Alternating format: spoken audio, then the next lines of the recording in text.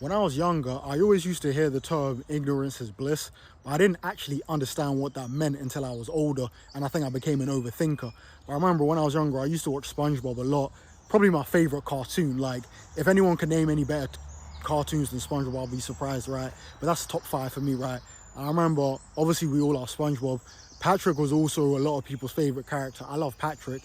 With Patrick, what's interesting, Patrick is a very dumb character, right? They purposely make Patrick dumb, but I've noticed that if I actually count down the episodes, I can probably only name 5 or less times where this guy was actually angry. Now, this guy's dumbness kept him kind of going through life, and because he was so dumb, there was nothing going on in his head and there was nothing to be sad about or think about. So he could kind of just run around like a kid, if that makes sense. So in a way, I kind of envy that, because it's like, yo, as you become an adult, as you start overthinking about real life, and not even just real life, I'm just an overthinker in general. But because of that, I take things very seriously.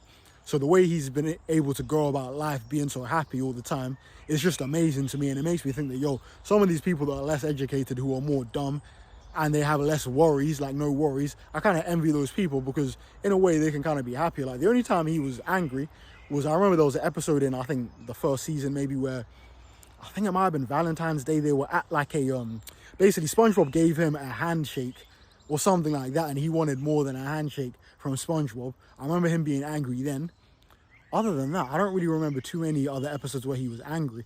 So it makes me think that, yo, ignorance really is bliss, man. The less you got to worry about, the happier you can be, man. So even if you're not the smartest person, you don't want to envy those people, man. A lot of these overthinkers, these geniuses like Einstein and all these people, these guys go through mental trauma. Some of them even take their life, man. So ignorance is bliss. The person who is dumb, you might think that, oh, this person's so dumb, I would never want to be dumb. But trust me, they're not thinking about much. They're probably less stressed than you are, man. So ignorance really is bliss. And Patrick showed me that.